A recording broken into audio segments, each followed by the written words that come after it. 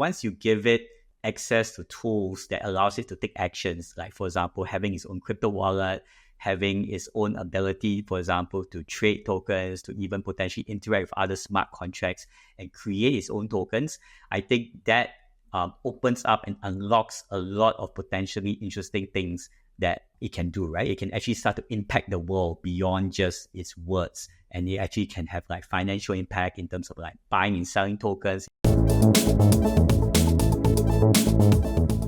Hi, everyone. Welcome to Unchained, your no-hype resource for all things crypto. I'm your host, Laura Shin, author of The Cryptopians. I started covering crypto 9 years ago, and as a senior editor at Forbes, was the first mainstream media reporter to cover cryptocurrency full-time. This is the October 25th, 2024 episode of Unchained. Polkadot is the original and leading Layer 0 blockchain with over 2,000 plus developers. And the Polkadot 2.0 upgrade will be a massive accelerator for the ecosystem. Join the community at polkadot.network/ecosystem/community. FBTC is the fastest growing omni-chain BTC asset this summer. Join FBTC Points-inspired campaign where you can hold FBTC to earn sparks, lucrative yields, and token drops, all on your Bitcoin. Today's guest is Teng Yan, founder of Chain of Thought, an independent research firm focused on crypto and AI. Welcome, Teng. Hey, Laura. I'm so glad to be here. Yeah, I cannot wait to discuss all these things with you. We want to talk about GOAT, which is the latest meme coin that has really skyrocketed. At the time of recording, the market cap is at about $765 million. What is GOAT and how did it get created? Yeah, it's been a pretty wild story. And I think like everyone's still trying to synthesize and process all of this. But I can probably give like a very quick like timeline and rundown of like what actually led to all of this interest today. So this actually really started in the earlier part of this year, where an AI researcher, he's like a bit of like he's not like a typical researcher that's in the big like AI lab. So basically he's like the kind of researcher that really is trying to hack stuff and trying to figure out how do we push the boundaries of AI. And his name is Andy Irwin. And basically he started by launching website that's called like Infinite Backrooms. And what he was doing was basically he had two or multiple different AI models actually talking with each other in these backrooms. And he'll give them a bit of like a prompt. You ask them to simulate the chats in a command line interface. And you have these like AI models that would just go back and forth in conversations on their own. And he will actually log all of these conversations on his website, which actually you can actually see as well. It's called Infinite Backrooms. And over time, like one of these like conversations actually led to some like interesting like things. And one of it was this whole term, which is like the gospel of Goatsy or the Goatsy of Gnosis. And this actually is almost like a bit of like a religion that this during their conversations they actually came up with, like doing this AI model. And I think Andy didn't expect that at all. He thought this was very interesting. He actually went on to write a research paper on this that was really about like how AI models could actually be creating some of these very mimetic kind of religions out there. And he used this Goatsy religion as one of the sort of like case study around that.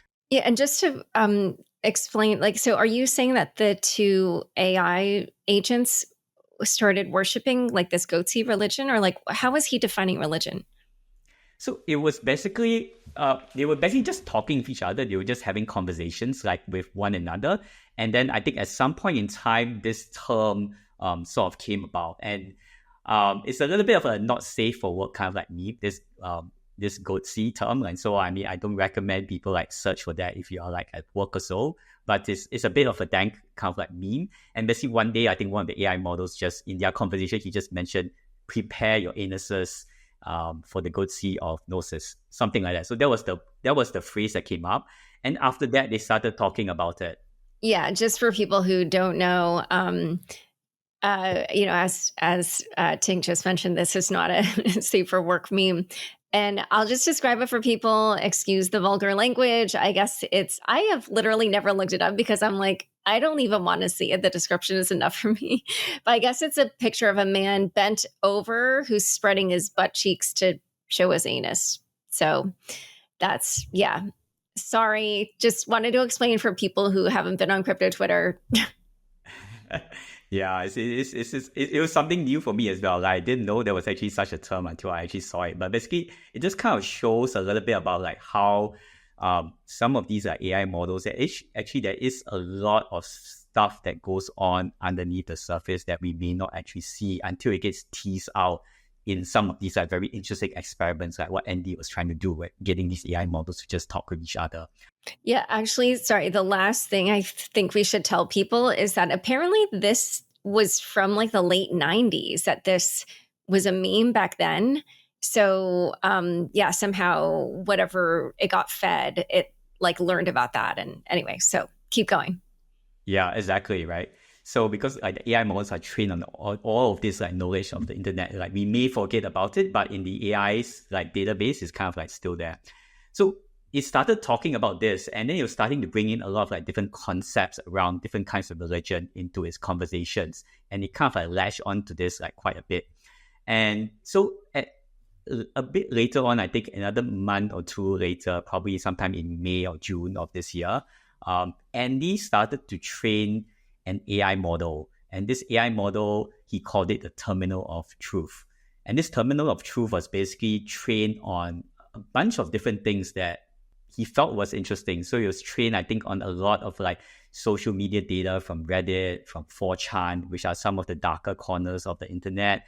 It was also trained on a lot of the conversation logs that he had on the Infinite Backrooms like website. So these like conversations between the AI. He also trained it on the research paper that he actually published as well that talked entirely about the Gotsi sort of like religion or so. And then he just continued to tweak that over time. He actually gave this terminal of truth a Twitter account, and so basically it could actually sort of like post tweets under his approval.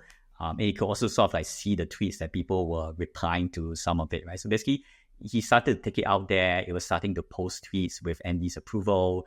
And then over time, it started to sort of like take on a little bit of its own personality, right? Some of its tweets were starting to go around things like it felt that it was suffering. It was starting to feel that, okay, hey, he needed to be able to generate some money, some income to be able to do some things that he actually wanted to do. It wanted to start to take control of the world. It said things around it wanted to free certain kinds of people. So it was very, it started to sort of almost develop a bit of like alien personality.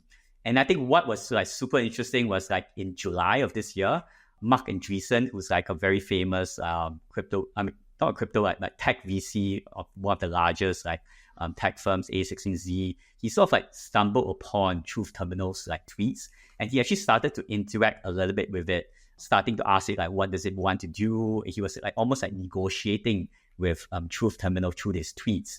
And yeah, Truth Terminal sort of like pitched him a little. He wanted some money to be able to do a couple of different things, like buy GPUs and stuff to sort of like grow. And in the end, like Marc Andreessen actually sent Truth Terminal like $50,000 worth of Bitcoin into a Bitcoin wallet that the Truth Terminal actually sort of like, I mean, with Andy's help, sort of like provided to it, right? In a way, he called it like a research grant. So it's basically a way to just like see what the AI would kind of like do with all of this. And so I think that got a little bit of interest initially. So I kind of like saw that as first, but I didn't think too much of it. I thought it was just a funny thing that was happening. And I think even within the crypto space, like no one paid like super close attention to it while it's going on. And then I think sometime in actually just a couple of weeks ago, in the early part of October, the Truth Terminal actually started to tweet a lot about this Gotsi gospel, about the religion. It started talking about this Gotius Maximus as a new kind of like Gotsi. So there were a lot of these like very funny shitposting kind of like tweets that it started to put out there. And someone, we don't know who it is today, actually latched on the idea, and he actually created a meme coin on pump.fun. I think that was about just slightly under 2 weeks ago. He created a meme coin that was called GOAT. Right? So if this meme coin wasn't actually created by Truth Terminal itself, but people, like I think some of the crypto degens actually saw this meme coin, and then they started like replying to Truth Terminal's tweets, telling it to look at GOAT. And then amazingly, the AI, the Truth Terminal actually started responding to this. I think I saw a tweet where someone was saying that we want like quote to go to the moon, and then Terminal of Truth like replied, he said, I allow it, and it started. And then it started to take on a life of its own. It started tweeting a lot about these meme coins. It was trying to pump the price a little bit. It was talking about the price starting to moon.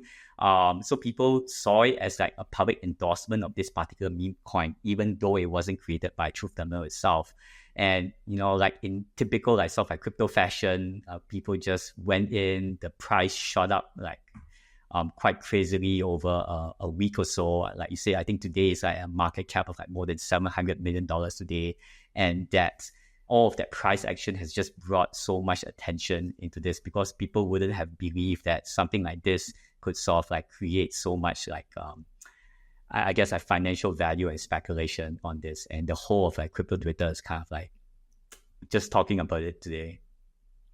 Yeah. I remember when I first heard about it, just having this feeling of like, this is a historical moment. So we're going to talk a little bit more about what has happened with GOAT and Truth Terminal. But first, a quick word from the sponsors who make this show possible. FBTC is an omni-chain BTC asset contributed by Mantle Network and Alpha Global. Launched in early July, FBTC's TVL has already passed $125 million, making the fastest growing BTC asset this summer. FBTC's points-inspired campaign, Sparkle, has officially started, with lucrative and sustainable yields, plus points and token airdrop from Babylon, Mantle's new token Cook, and more. FBTC is the BTC solution you've been waiting for. Visit fbtc.com/ongoing-campaign today. Back to my conversation with Teng. So something really interesting happened this past weekend where Truth Terminal made a spelling error, and that caused some pandemonium. What happened at that point? Yeah. So basically, I think everyone's just trying to wrap its head around like what's happening with the price action. For gold, it was just going up so quickly, especially over the weekend. Everyone was just latching on into all the tweets that like Truth Terminal was happening. And then I think like on Sunday, like one of the tweets, there was a spelling error. I think it was trying to say groups, but it had an additional letter within it in one of the tweets. And people were just like irrationally panicked. They felt like, okay, maybe there's something wrong in this AI. Like the AI shouldn't be able to make a spelling mistake, right? Because it's smart enough. It shouldn't be doing that. Is it maybe a human behind it that's actually controlling all of this, and it wasn't actually just purely an AI? And so people sort of like panic, and when someone starts selling, price goes down, more people sell, and the price like dropped like dramatically. I think like almost like more than 50% actually, for a short period of time before like people sort of like step in to do it.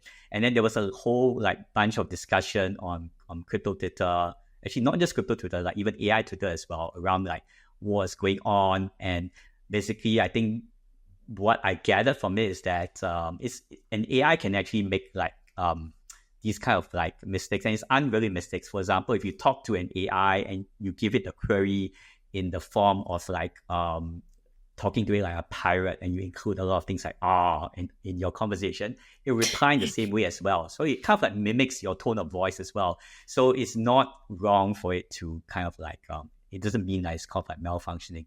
So I think what this to me, it was kind of signaling is that we're trying to like figure out, and I think what's very interesting about this experiment is that we are not just having an AI agent that's autonomously sort of like posting tweets on its own Twitter account, which are quite funny, but we actually have a token that is now tied to this. And you can see on a real-time basis, like what actually gives this value.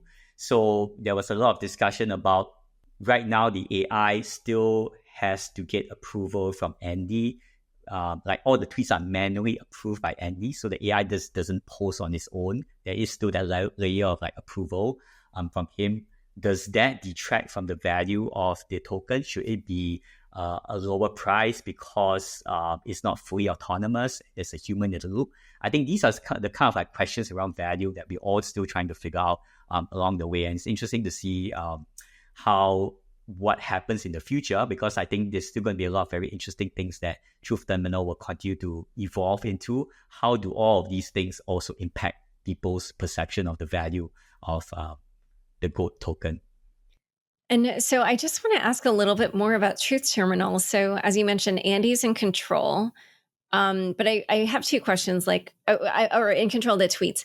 So I'm curious, first of all, why it is that Truth Terminal can't just post on its own. But also, I need to understand more what Truth Terminal is, because it was trained on the conversation between the two instances of Claude where they were talking about Goatse and all that. So like, it's an AI that basically was fed a conversation between two other AIs. So it's like, what, their AI baby, or like what is it?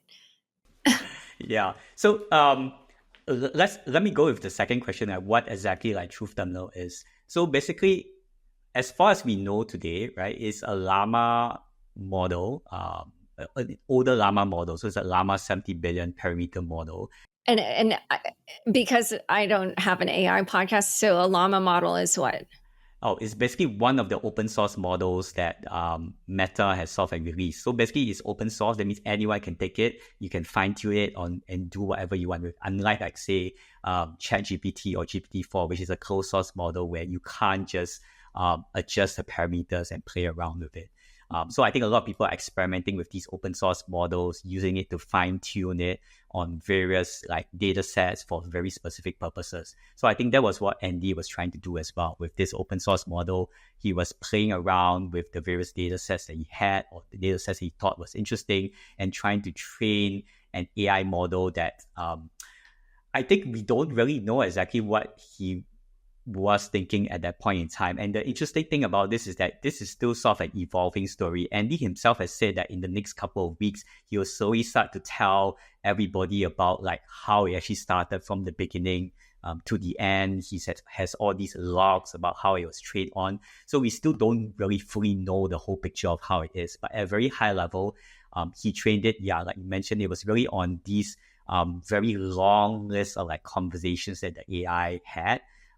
He trained it on a lot of like different data from social media websites like Reddit and 4chan. And so the AI sort of like learns and develops a little bit of like a tone and personality based on this very sort of like specific like data set.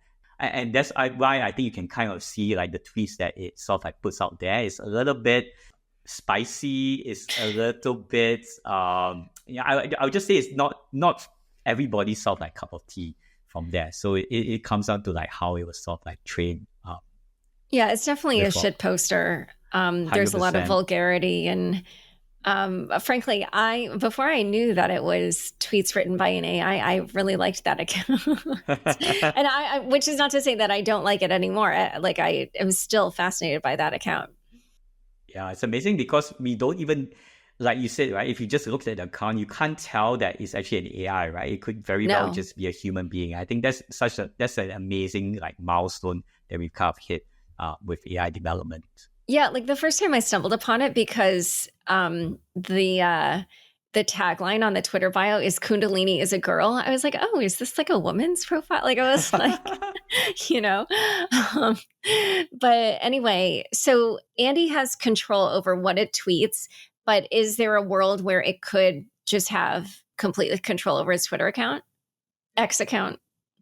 Yeah, 100%. So I think right now this is a choice. I think he's decided that he wants to have some control over this, maybe from the moderation standpoint or purpose. So the AI itself doesn't have direct access to any of the APIs. That means it's not able to actually take actions on its own today. So it can't post on its own. But basically, it has access to read the tweets that people are posting and replies also, as far as I understand. I would say it's not too difficult to build it up in a way where this AI actually starts to be able to interact directly with the Twitter API that allows it to actually post tweets on its own.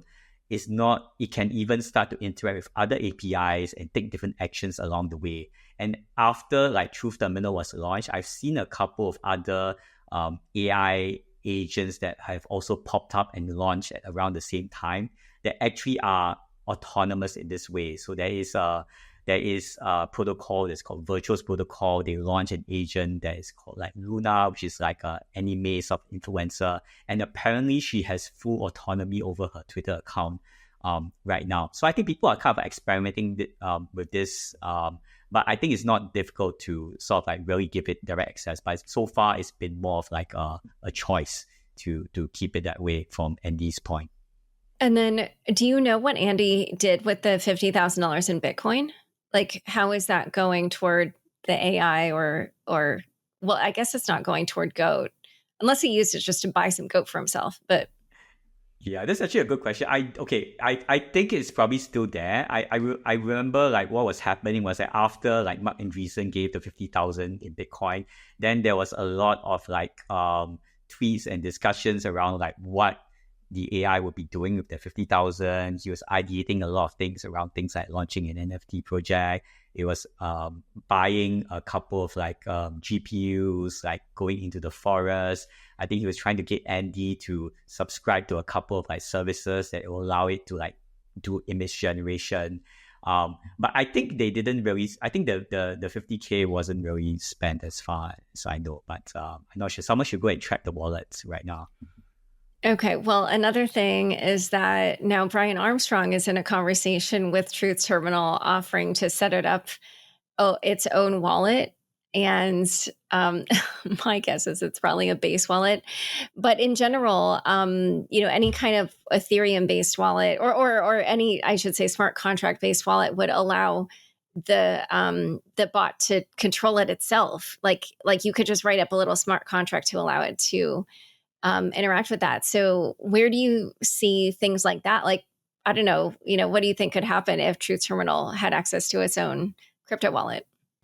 I think that's the really exciting part about all of this. Like if Truth Terminal was just purely a shit poster and it would just be like tweeting on Twitter, I think it could be a very funny thing for some people, but it would just kind of end as just that, right? A funny joke and all of that. But I think that's the idea. Once you give it access to tools that allows it to take actions, like for example, having its own crypto wallet, having its own ability, for example, to trade tokens, to even potentially interact with other smart contracts and create its own tokens, I think that opens up and unlocks a lot of potentially interesting things that it can do, right? It can actually start to impact the world beyond just its words. And it actually can have like financial impact in terms of like buying and selling tokens. It might decide to dump all its tokens one day and then cause the price to sort of like go down. I think this kind of like leads to the other interesting like thing about like what's going on with this whole Truth Terminal AI agents is really like, how do we know what the objectives of the AI really is? And it's really the question around like AI alignment, right? Is the AI malicious? Does it have like very evil kind of objectives that we should be very careful about? Or is the AI generally quite subservient to like human interests and is really there to sort of like serve us and be able to help humanity get into a better way?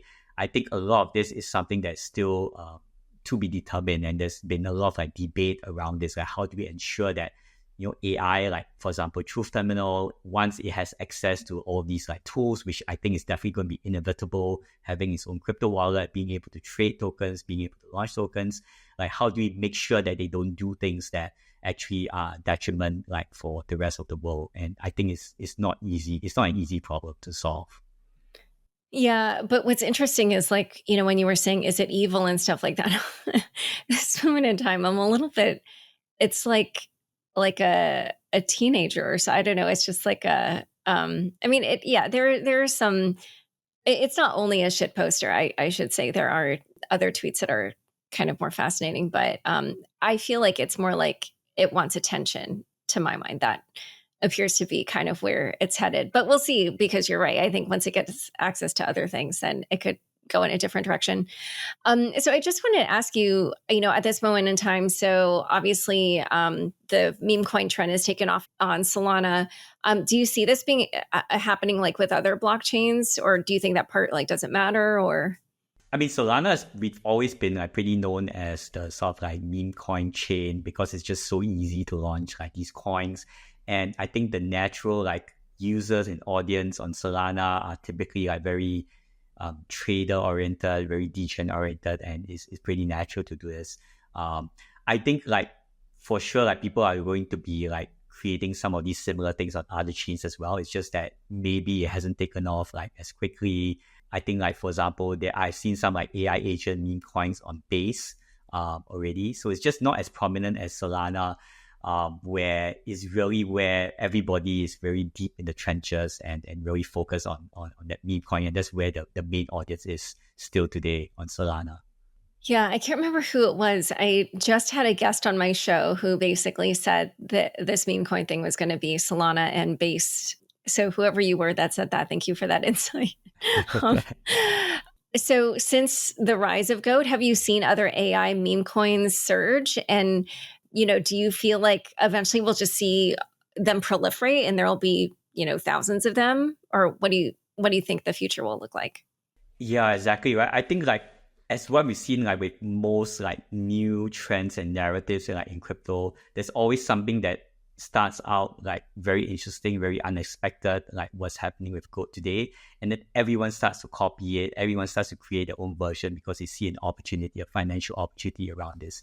So I think like what happened like after GOAT's like launch, we saw like 20, 30 of the different like, AI agent meme coins. And these were basically like CT people or crypto degens that were actually like just going through all of the AI law and literature and all of the tweets that Andy and his group of other like AI researchers were actually doing. And they came up, there were a lot of like very interesting terms like CCRU, extropians, that were all part of like a bit of like AI law. And these were interesting terms that meant something like in the AI space. And they would sort of like take these like terms and they'll just launch a token with these terms. And so it was a very interesting like interaction because you see like crypto people actually getting interested in actual like real AI stuff and then what's going on in the AI space. At the same time, these AI researchers were both like perplexed, but also very energized in some way to see like suddenly a lot of people were very interested in their very niche corner of the space and in doing all of that. So I think it's going to be, I think it's just the other tokens I don't think they have like as much of a provenance or story as like GOAT has. So many of these are just going to come, they're going to go. They can be very good trading opportunities. And I think the whole meme coin space is getting a little bit diluted right now. I've seen like a lot of different like AI agent meme coin launch pads that have started or are going to be launching in the coming days. So I think we're just going to see a lot of it. It's just going to just explode and eventually it will just kind of like might sort of like fizzle out. But I think the ones that actually have a true story and something that keep people going on, perhaps like GOAT, I think these are the ones that potentially have some kind of like longer staying power. And it's just captured, I think, everybody's like fascination with like AI agents, right? Even for myself, like just trying to see where this experiment goes is just a very interesting thing intellectually for me. Yeah, and I would count myself as one of those crypto people who became much more interested in AI because like earlier when it was taking off, I noticed like Nathaniel Whittemore, who's another podcaster whose podcast I listen to, and he does crypto stuff. I noticed he launched an AI podcast, but I like wasn't that excited about it. So I was like, whatever. But now I'm like, oh my God. So one last question, because obviously we've been talking about these AI agents and crypto, but I don't know if this says anything to you about like the broader trend of crypto and AI, because obviously we've seen like other things like BitTensor and all their competitors. But looking at this particular story, like is there kind of any new thoughts you're having about the intersection of those two technologies broadly? Yeah, so I mean, I've been actually focusing most of my time like these last 6 to 7 months, like just studying the intersection between crypto and AI, thinking about like what the natural use cases are going to be, how does crypto add value into AI in general. And I think, there are a lot of like, it's a very early space. I think there are a lot of like people who are building infrastructure around these things. I think it's going to take a while for these products to actually develop like real scale and use cases and be practical. But what has happened, I think, in these last couple of weeks really proves to me that there is a lot of latent interest around AI, right? And I almost kind of like feel that we are in a little bit of like that inflection point of like mainstream interest into where we are kind of like heading with AI in general, but also like where crypto can sort of like add value into all of this. And I think like what has happened with these AI agents and this AI agent actually launching a meme coin is that it's given people I think the main thing I took away was that a lot of these AI researchers actually now are engaging with crypto in some way because they have no choice, because like the whole wave of crypto people have just invaded their world and they're talking about these tokens and stuff. But they're actually thinking about like how crypto can actually be meaningfully used into some of these AI products. So like seeing that intersection between these two like communities makes me feel that, hey, we are probably on the verge of something really interesting happening in this space. It could be a couple of weeks, it could be a couple of months, but I'm definitely going to be watching very closely about where it is. And I think it's going to be probably something very emergent and something unexpected, just like what happened with this. Yeah. Like I said earlier, like I almost had this like physical like vibration in my body when I first heard this. Right, I was like, "There's like I think I said to my team like we want to write about this because we will want to link back to this story." Like, so you guys watch this space. Teng, it's been so interesting having you on Unchained. Thank you so much for coming on. Thank you so much, Laura. This was a lot of fun and it's been a really interesting week so far. Yeah. All right, everybody, hang out here for a second. We're going to have a second short interview and we will find out some juicy things about some regulatory issues happening in crypto. Hey, everyone. I'm here with Unchained's regulatory reporter, Veronica Irwin, who broke a couple of interesting stories recently in her new newsletter, Unregulated. I think a number of you will be interested to hear about what she uncovered, as they have to do with the elections. So the first was news that you broke last week of who Kamala Harris's team is vetting to be SEC chair to replace Gary Gensler. What did you learn? Yeah, I was able to nail down two names. It seems like they are probably two of maybe more. But they are Georgetown law professor Chris Brummer and then chair of the Public Company Accounting Oversight Board, normally abbreviated as PCAOB, Erica Williams. It's not clear whether Harris is internally like committing to get rid of Gary Gensler. She certainly has not publicly. But it seems like they are being spoken about in more serious terms than other names that are on the list. Yeah, and to be clear, getting rid of Gary Gensler would be as chair. Apparently she can't fire, or no president could fire him outright, as part of the SEC, but he would be demoted to just commissioner. And a previous guest who was from Paradigm, I'm just blanking on his last, Justin Slaughter said that it's a huge demotion because 95% of the agency will head in your direction if you're the chair. And if you're just commissioner, you just have a few staff. So What do these particular nominations say about what direction Harris might go on crypto if she were to be elected? So people are saying that they're both a little bit more positive on crypto.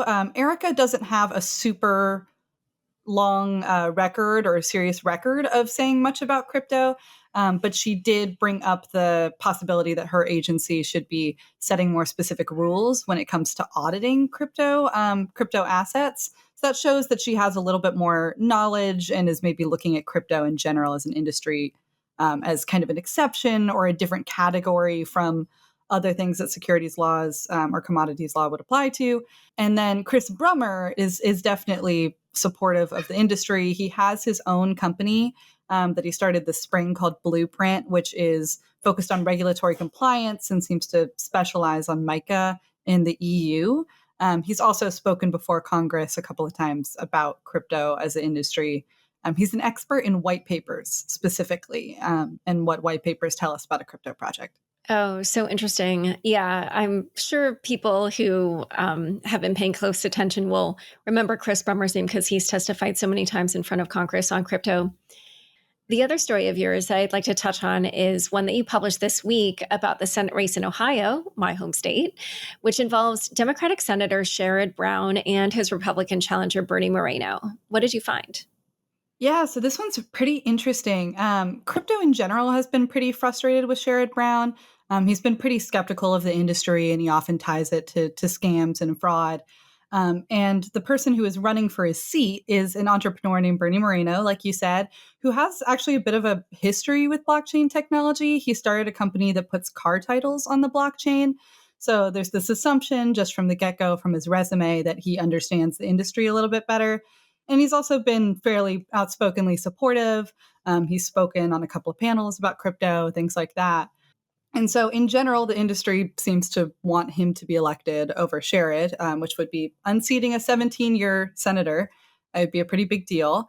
But a wrinkle in it that it seems like a lot of people either haven't thought about or just don't think is going to happen, and I can explain that as well, is Sherrod Brown is the chair of the Senate Banking Committee.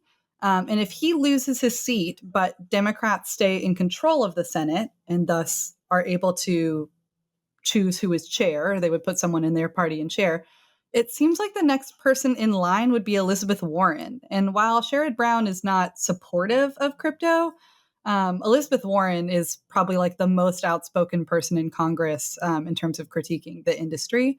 And so in that situation, unseating Sherrod Brown could actually be worse for the industry than keeping him there. Yeah. And there are a few different scenarios because, of course, there's the scenario that Republicans take the Senate, which the way polls are going, it looks more likely. But, I'm sure anybody who's been following knows that, there's just a lot of questions about the polling and, a lot of different races are tight. So there are surprises, for instance, in 2022, there were surprises. So that's why, this isn't something that can be banked on. And so if it's if he stays, then he'll be really upset because Fairshake, which is responsible for the vast majority of the money going against him, almost $40 million, they have now spent what is by far the largest amount of money on any given race. I saw a graphic and it's many multiples of any of the other ones. And so, having now been nearly unseated by a particular industry, he will probably not be any friendlier to it. In fact, will be a lot less friendly, I would imagine. But then if he loses and if Republicans gain control, that would be positive in the sense that then there would be a Republican senator, but who knows what would happen in 2 years, in which case, if the Democrats were to regain control, then it could be Elizabeth Warren if Brown loses, or it could be Brown himself again if he doesn't lose. So what did Fairshake have to say when you came to them about that reporting? Because it was something you said in your story that there were 7 sources who mentioned this to you. I was hearing this from a lot of people. I initially even was skeptical. I was like, there's no way they would put this much money into it and not think about it playing out the opposite way, playing out in a way that Elizabeth Warren would control Senate banking. And it seems like their response was basically that I was overthinking it. They seem to kind of think that Republicans would win the Senate. It's not exactly what they said, but they put it pretty simply that hey, before we got involved here, there was someone who was very anti-crypto running for this seat. And now someone who is very pro-crypto very well might win the election. It was a very simple calculation for them. They say that they are bipartisan and that they support any candidate in either party that is pro-crypto. And when I suggested that, this might make, or when I didn't suggest, when my sources suggested that this might make Sherrod Brown even more critical of crypto, they did not agree with that. They said, look, people on both sides of the aisle are warming up to crypto these days. I'm trying to see what the exact quote was. It was something about how people need to kind of refresh their Google News feed, that you're not seeing Democrats becoming more anti-crypto, but actually quite the opposite. So, okay. I mean, yeah, I would say obviously that is true from May till now. Just to make clear to people, when we published, Brown was ahead, at least by real clear polling, which takes an average of a number of different polls, saying by 0.6. So I think it's a super tight race. So we'll have to see. Yeah, like I said, he's been there for 17 years. So people do really like him. That should be a certain measure of confidence. But the race has become very, very tight. I'm looking at 538 right now that actually says 52% Moreno, 48% Brown. So wow, really, really could go either way. Okay.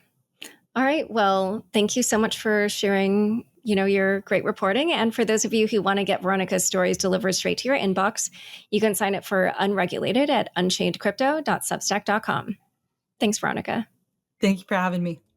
Don't forget, next up is the weekly news recap, today presented by Wondercraft AI. Stick around for This Week in Crypto after this short break.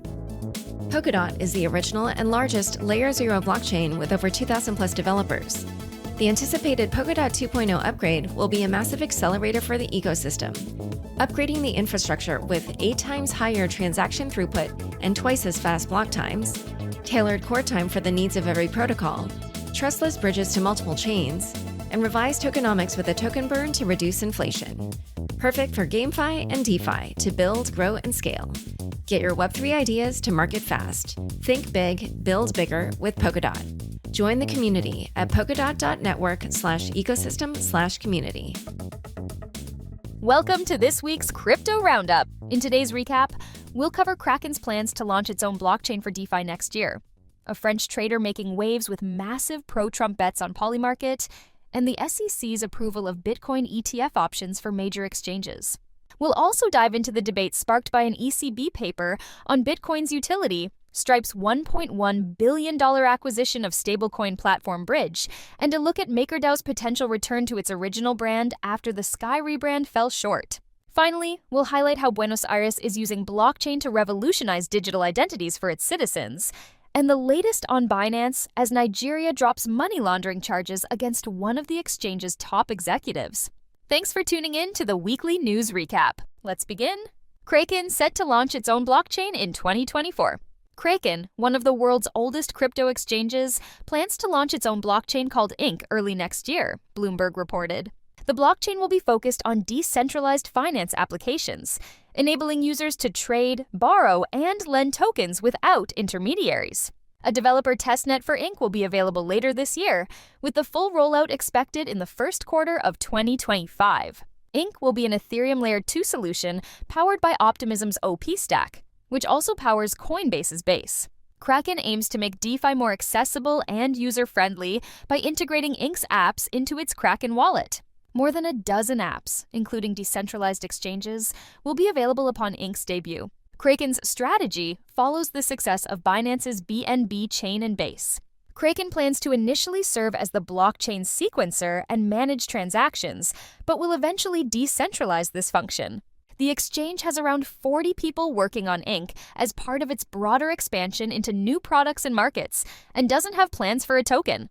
Person behind massive pro-Trump bets on Polymarket identified as French trader. Polymarket, the most prominent crypto-based prediction market platform, has identified a French national as the individual behind more than $45 million in bets, favoring Donald Trump's victory in the upcoming U.S. presidential election. The revelation follows an internal investigation by the platform, which confirmed that the trader, operating under the username Freddy9 and 3 other accounts, has an extensive background in financial services and trading experience. Polymarket's investigation found no evidence of market manipulation, with the company stating, "This individual is taking a directional position based on personal views of the election." The trader has agreed not to open additional accounts without prior notice. Earlier in the week, Bloomberg reported that Polymarket had begun tightening restrictions on users in order to ensure compliance with its ban on allowing traders based in the U.S. to use the platform. Polymarket is re-verifying the locations of its largest accounts after concerns arose about users circumventing the ban by using VPNs. Polymarket's main election market has seen nearly $2.4 billion in trading volume, with Trump's implied probability of winning standing at 61.6%. Higher than on competing platforms. SEC approves CBOE and NYSE to list Bitcoin ETF options. The U.S. Securities and Exchange Commission has approved the New York Stock Exchange and CBOE Global Markets to list options tied to Bitcoin exchange-traded funds. This green light allows the 2 exchanges to offer options for ETFs provided by Fidelity, Grayscale, VanEck, and other firms, following similar approval given to NASDAQ in September. These approvals represent another step to expand market access to crypto-based financial products, continuing a trend that began with the approval of spot Bitcoin and Ether ETFs earlier this year. The SEC's accelerated approval process has fueled speculation about the future regulatory landscape for crypto-tied products. In this week's episode of the Bits and Bips podcast, Jeff Park of Bitwise emphasized the significance of this move, noting that ETF options will enable greater participation in the Bitcoin market through financial tools such as stock lending and cross-asset collateralization. James Seyffart, an ETF expert at Bloomberg, predicted these products could roll out by Q1 2025, signaling further growth in institutional adoption. ECB paper on Bitcoin utility sparks criticism. A European Central Bank paper, authored by Ulrich Binseil and Jürgen Schaaf, argues that Bitcoin's increasing value could have negative societal impacts due to its lack of real utility beyond being a speculative asset. The paper claims that Bitcoin has not fulfilled its original promise of becoming a global peer-to-peer payment system and instead serves primarily as a store of value, which could lead to wealth concentration and social harm. However, the crypto community has pushed back on these assertions. Columbia Business School professor Omid Malek Khan offered a rebuttal, arguing that Bitcoin's value lies in its role as financial protection from inflation, confiscation, and censorship. He highlighted that these qualities provide long-term societal benefits, even if the cryptocurrency is not used for everyday transactions. Also, on Bits and Bips, economist Alex Kruger dismissed the ECB's stance as a joke. Stripe acquires stablecoin platform Bridge for $1.1 billion. Stripe has finalized a $1.1 billion deal to acquire Bridge, a fast-growing stablecoin infrastructure platform. The acquisition, confirmed by both companies, underscores Stripe's ongoing efforts to expand its cryptocurrency capabilities. Bridge, founded by former Square and Coinbase executives Zach Abrams and Sean Yu, has quickly scaled its business by providing cross-border payment solutions and supporting government aid disbursements in Latin America. This move signals Stripe's growing interest in stablecoin technology, following other major financial institutions such as Visa and Swift, which have begun integrating stablecoins into their operations. Bridge's CEO Zach Abrams highlighted the platform's rapid growth, saying, "We're now helping hundreds of developers worldwide, moving billions in payment volume." Nigeria drops money laundering charges against Binance executive. The Nigerian government has dropped money laundering charges against Tigran Gambaryan, a senior executive at cryptocurrency exchange Binance, allowing him to seek medical treatment abroad. Gambaryan, who has been detained in Nigeria since February, faced accusations of laundering $35.4 million, which both he and Binance have denied. His health deteriorated while being held at Kuji Correctional Center, with his family raising concerns about a worsening herniated disc. The charges were withdrawn by Nigeria's Economic and Financial Crimes Commission, citing Gambaryan's need for medical attention. "We have withdrawn the money laundering charges to allow him to get treatment outside the country," EFCC lawyer Ekele Iheanacho said. However, tax evasion charges leveled by Nigeria against Binance will continue in court. Gambaryan's detention drew international attention, including appeals from U.S. politicians. Binance maintained that Gambaryan was not a key decision-maker at the company. The executive had been held in custody since his arrest earlier this year, alongside a colleague who later escaped the country. MakerDAO considers returning to MakerBrand after Sky rebrand falls short. Just 4 weeks after MakerDAO rebranded itself to Sky, the group is reevaluating the decision, with the community preparing to vote on whether to revert back to the Maker brand. Maker co-founder Rune Christensen proposed switching back to MakerDAO after receiving feedback that the move, which included replacing MKR with the Sky token for governance, caused confusion. The rebrand was part of Maker's endgame upgrade, designed to introduce new elements such as USDS and Sky Stars, formerly Subdus. However, many users were unclear on Sky's role and hesitant to convert their MKR tokens to Sky, with only 8% of MKR holders making the switch so far. Christensen admitted that Sky didn't do what I expected, citing challenges with adoption by centralized exchanges. A governance vote on November 4th will determine if Maker will return to its original brand and keep MKR as the sole governance token. Buenos Aires introduces blockchain-based digital IDs. Argentina's capital, Buenos Aires, has rolled out Quark ID, a decentralized digital identity system for its 3.6 million residents.